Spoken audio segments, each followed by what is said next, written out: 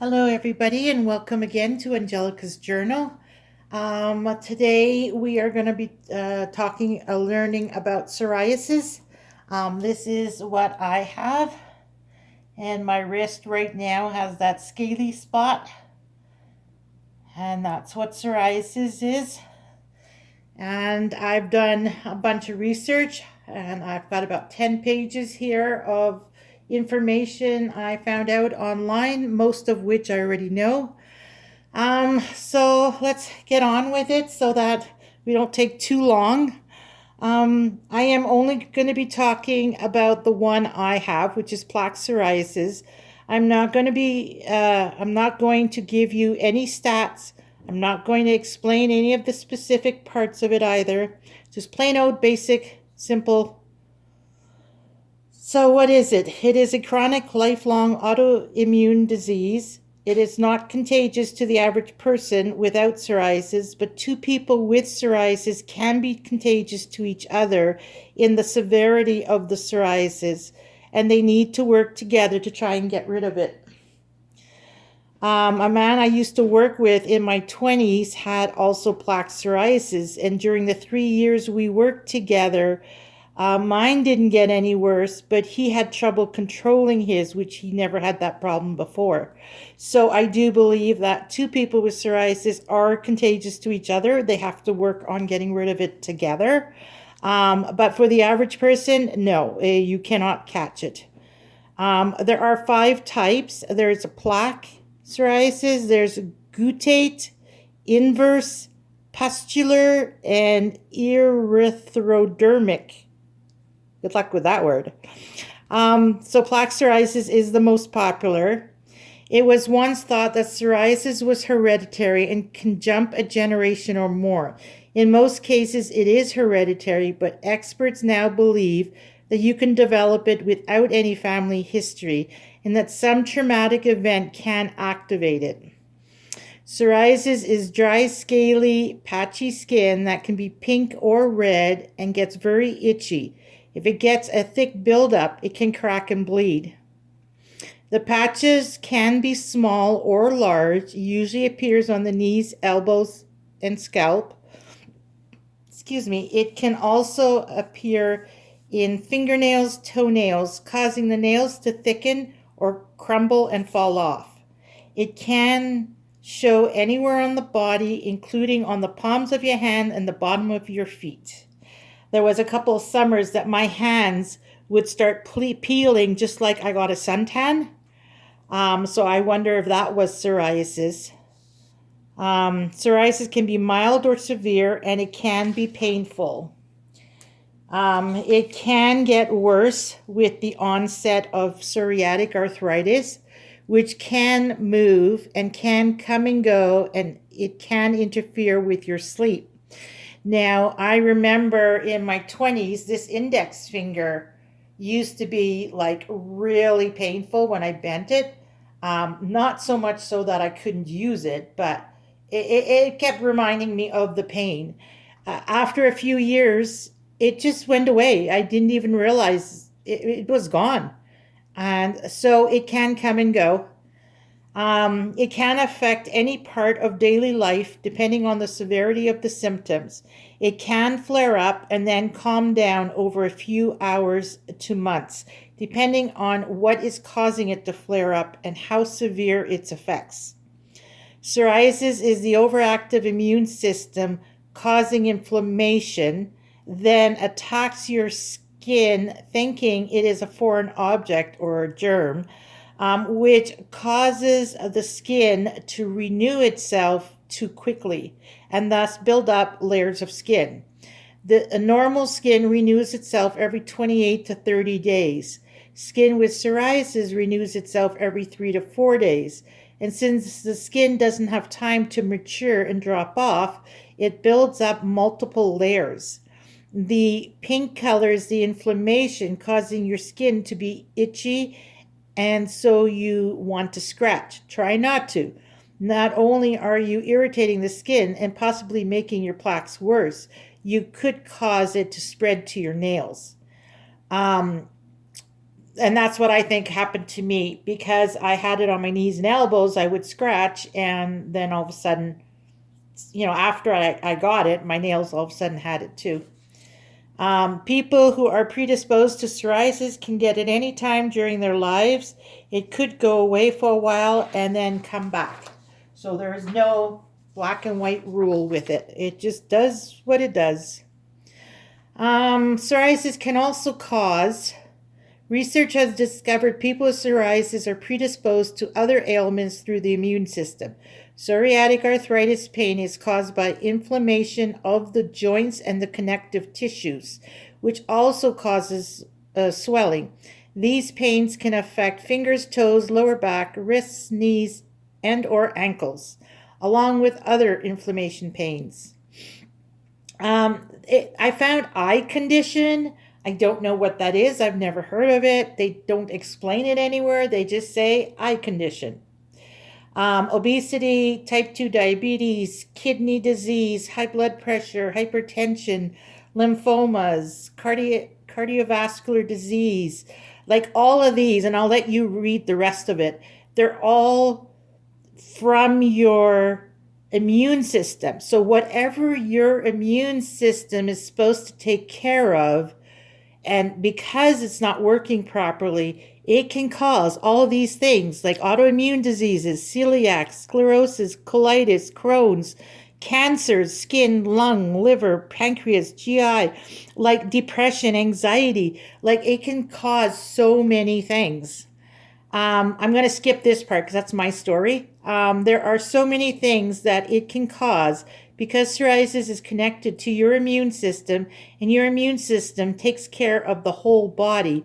It is the army that keeps us healthy. If the army fails, the body fails, each part, bit by bit. There are some scary stories in the history of psoriasis that I will let you search out. All I can say is that I'm glad I was not born back in the older days, in the old times. It was frightful. Thank goodness for technology and researchers. Without them, we would be still in the dark ages. And let me tell you, some of those stories, I'm glad I wasn't around back then. All right, so triggers. Infections like cold, flu, strep throat, tonsillitis.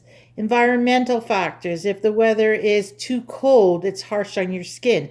If it's too hot, it affects your skin. Heating system in the winter dries out the air, affects your skin. Too much sun, I find, for me, it causes, for my skin to get itchy.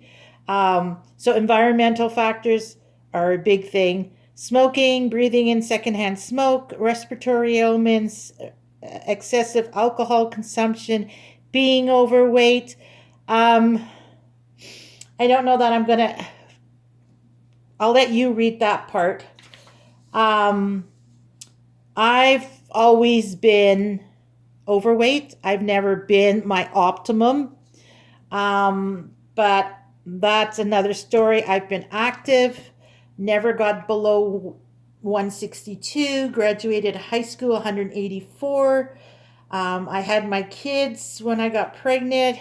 I was 194 for my first and 204 for the second. And I am not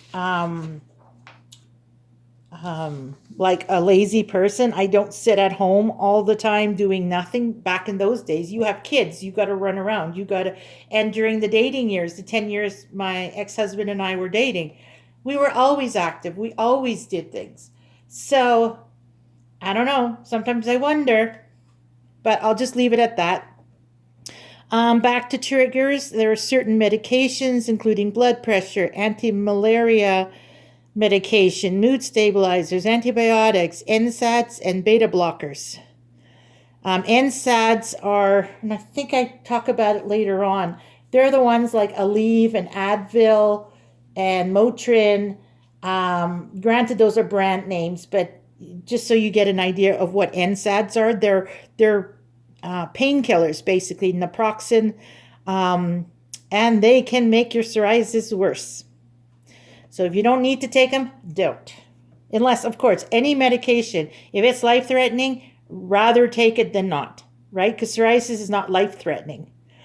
Um, Anyways, so cuts, scrapes, damages to the skin, causes the immune system runs to repair it, but for some reason it gets out of control and overdoes it. Vaccinations can cause it. Allergies, negative reaction to certain foods, stress and tension. Stress, big factor. Gotta find ways to de stress, whether it's meditation, yoga, exercise, gentle water flow, or journaling and reading, breathing exercise, anything. Like for me, it's music and dancing. Whatever is going to cause you to relax and de stress is so important. Researchers have discovered corticosteroid creams, I can't say that word, but anyways, with vitamin D rubbed on the skin seems to be a lot more effective than just one or the other. And vitamin D rubbed on the skin is more effective than taking it orally. Certain moisturizers work better than others. Creams versus lotion. Lotion does not work for me. And then I read something about the difference between mineral oil, petroleum jelly. It has something to do with the oil water emollient thingy. So I'm not sure about that one. Probably so that it absorbs in your skin better, and if it's water based, it absorbs better. I'm not sure. Anyways, another one is coal tar shampoos. I will not go there. Been there, done that. Don't like it. Did not help.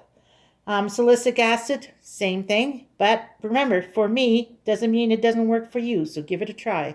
Retinoids are synthetic forms of vitamin A. Phototherapy. Okay, phototherapy is a big thing. Doctors do not encourage tanning beds. I did go into a tanning bed and it did help me tremendously, but I only went twice a week for the minimum amount. Did not take any risks, and yeah, it helped. For some individuals, having your tonsils removed, there is limited evidence that that might help. I don't understand why. There are all types of medication out there that alters the interaction between your immune system and your inflammatory pathways. This paragraph is my explanation. Be careful before you say yes. Check out what kind of medication it is. Because when they ask you, do you still plan on having kids? And if you are, you can't take them. Imagine how strong they are. Another thing I discovered was balneotherapy, which is a Dead Sea bath every day for 4 weeks. Supposedly that's a big thing. I've never heard of it before, but pretty cool. I've done the mud wrap, which was amazing. I've heard of natural springs and mud baths. Yeah, so that's more. Epsom salt baths is another one. You can add essential oils to it, baby oil, whatever you want. Okay, now for foods. The ones that help: low-calorie food, supplement fish oil rich in EPA, DHA, cold water and wild fish like salmon, sardines, herring, shrimp, and mackerel, olive oil, legumes, vegetables, fruits, whole grain, omega-3s, including walnut and flaxseed. Excuse me.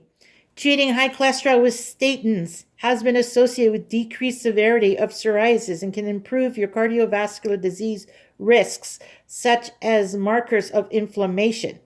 I do take cholesterol medication, so if you do, it's a bonus. Keep taking it, but keep in mind, it can affect your liver. I know after a year of taking it, my doctor had me go for some blood work to make sure my liver was not being affected by it. So again, your choice. Stay away from beta blockers and NSAIDs if possible. If you don't have severe pain, don't take the medication. Don't take the pills. These are Bufferin, Advil, Motrin, Aleve, aspirin, Bayer, Celebrex.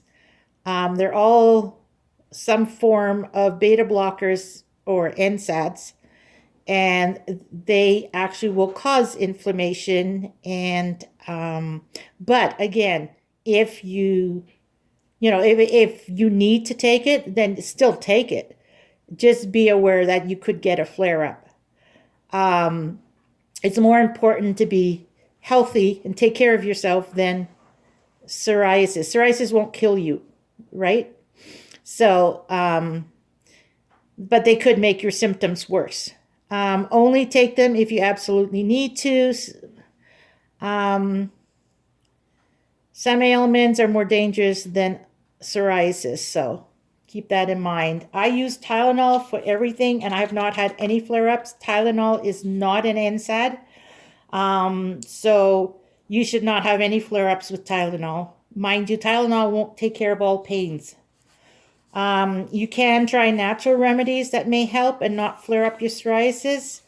There are things like arnica, curcumin, bromelain. I'm not good at pronouncing these words. And then there are other ones out there. There's topical ones, capsaicin, vitamin D. There's probably others out there, eating foods with omega-3s. These are all things that are natural that can help so that you don't get flare-ups or not as severe. Foods to avoid: alcohol, red meat, pork, dairy, and all dairy products. Tobacco, caffeine, well, there's limited evidence of that, so that's still to be for them to figure out. Refined sugar, nightshade vegetables like tomato, eggplant, peppers, paprika, white potatoes. Avoid probiotics. Okay, probiotics, that's a curious one. And vitamin D orally. So I'm not sure about that. Ask your doctor. Probiotics and vitamin D are healthy. Reduce saturated fats, reduce highly processed foods, gluten-free diet. Check your condiments for hidden wheat, and anti-inflammatory diet. That diet's supposed to be really good, right? Because it's anti-inflammatory. Where are we at here? Oh, 17 minutes. Good. So water is your friend. Baths with oils, showers and then cream, swimming, backyard sprinkler parties, anything with water. Then either during or after use oils or creams. Seems to be effective for me. My body reacts so well to water, and then the emollient afterwards, like the cream, the moisturizer, it's amazing. Probably because in a bath or shower or in water, it helps to moisturize the skin, and it may help to shed the built up dry skin too. Use a brush or a loofah when showering or bathing to help get rid of the dead skin, but you must moisturize afterwards or your skin will feel irritated.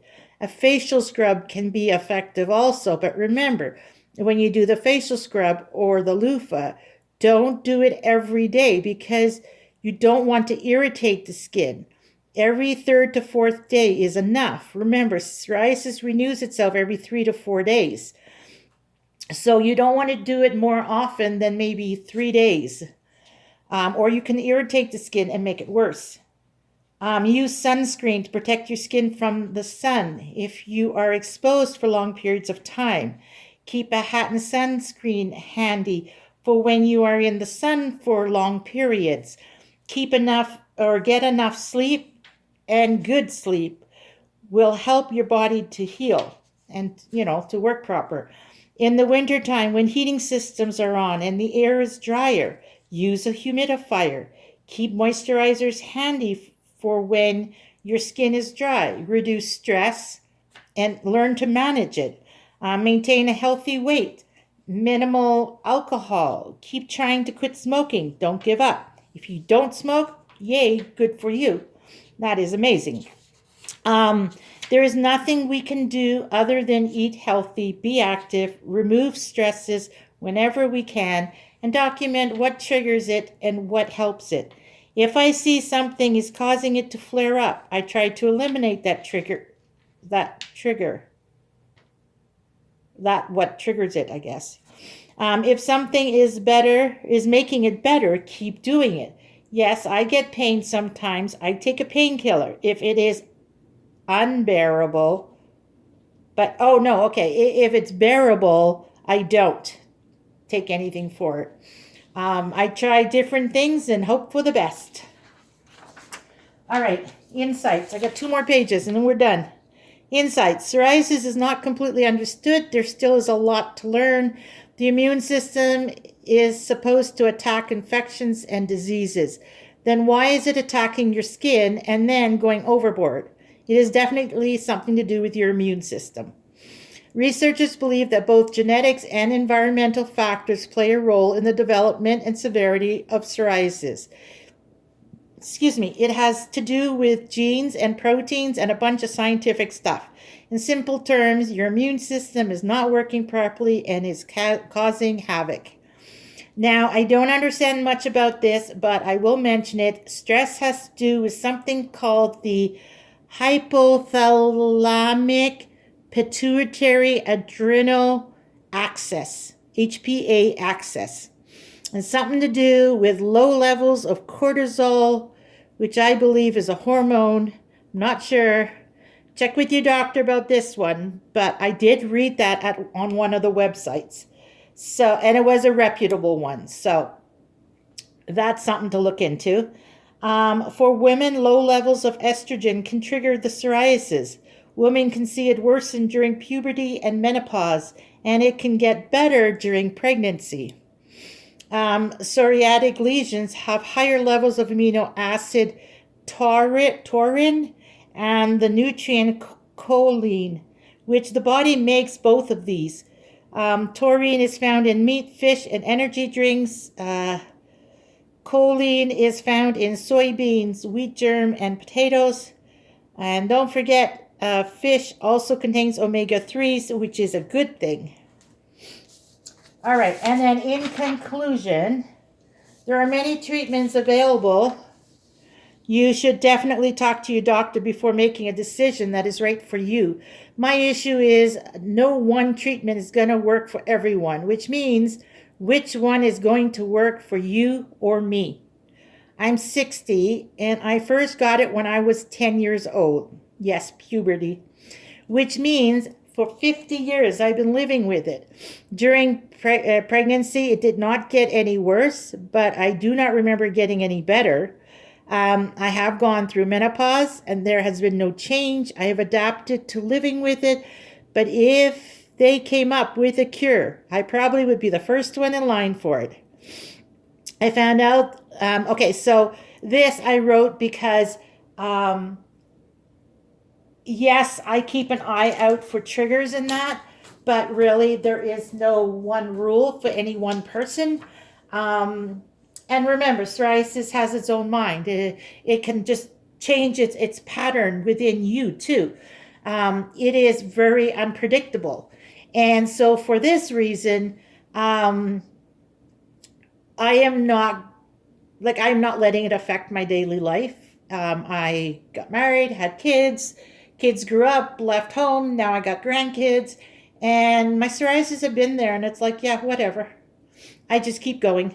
I'm not gonna, remember, if you let it get to you, the stress of letting it get to you will make it worse, because stress is one of the big factors. You have a lot of stress, your psoriasis is going to get bad and flare up. So yeah, try not to let stress get to you. So online, I found out there is a global umbrella organization called IFPA, International Federation of Psoriasis Association. And there are national and regional organizations. So there are a lot of professionals working on a cure, and so we wait and hope.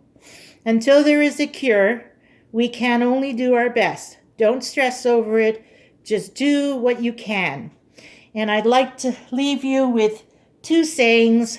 One is from Elizabeth, who is my ex-mother-in-law and still a dear, dear friend. Whenever I go to her for some advice, in the conversation somewhere, she will tell me, do what makes you happy and everything else will fall into place. Thank you, Elizabeth. And that is so true. I so believe in that. And then, of course, Bob Marley, don't worry, be happy. Life is so hard. Just do what makes you happy as long as you're not hurting anybody. And, like it's a form of de-stressing, right? You do not want that stress. And with that, I will leave you and I will see you on the next one. Have a good day. Take care.